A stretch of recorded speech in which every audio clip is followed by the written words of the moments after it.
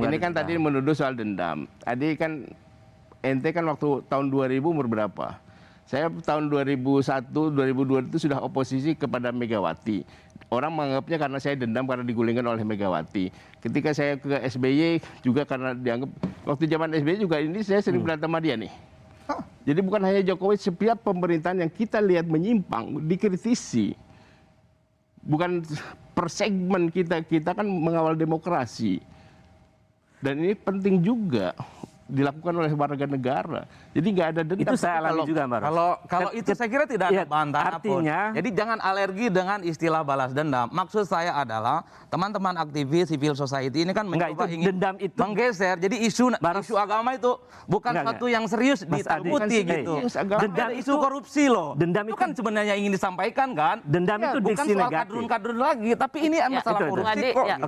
Dendam itu adalah diksi negatif. Tapi apa yang kami lakukan adalah sesuatu yang berharga bagi kepentingan bangsa di masa depan. Karena isu yang kami angkat adalah isu korupsi. Ya, kalau soal kritik, silakan bisa di-track. Saya sejak zaman Orde Baru untuk sampai memperbaiki bangsa dan seterusnya itu kita kritik. dan masa depan Indonesia, gunakan dengan cara atau logika yang benar. Kalau logikanya... Ini Mas Kunto ngomongin logika terus. Enggak, Mas Adi tadi ngomong logikanya ingin semua presiden bersih yang dilaporkan beberapa orang saja. Padahal ada calon-calon presiden lain loh. Itu berikutnya, Harus Mas. dilaporkan. Siap-siap Kalau aja. berikutnya kan masalahnya sekarang itu jadi jangan juga itu semua yang pertama. kepentingan bangsa ini diserahkan kepada Adi Masyari. Enggak Yang lain dong, juga ikut karena juga logika tadi yang Anda sampaikan, saya ingin KPK memverifikasi calon presiden yang itu sudah terjawab, banyak. Anda nggak melaporkan Pak kriterianya. Prabowo, kan itu calon presiden loh, tinggi surveinya.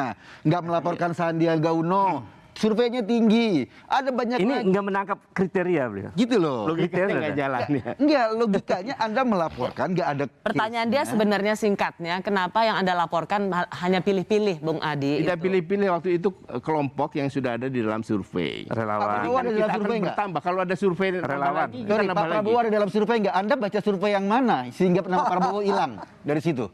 Anda baca survei yang mana sehingga nama Pak Prabowo ada kriteria lain, Mas. Jadi ada kan relawan ada 7. semacam. Ya itu. Di media ada 7 yang siap. Dengerin ya. Ada 7 yang siap di berita itu, 7 kandidat capres yang sudah siap. Mereka wartawan sendiri yang menyimpulkan yang siap itu karena sudah punya relawan. Baru 7 orang itu yang Baca berita nggak? Sekjen Gerindra itu menyatakan bahwa akan mencalonkan Pak Prabowo. Baca sudah ada berita. relawannya enggak? Ya itu ketua partai loh.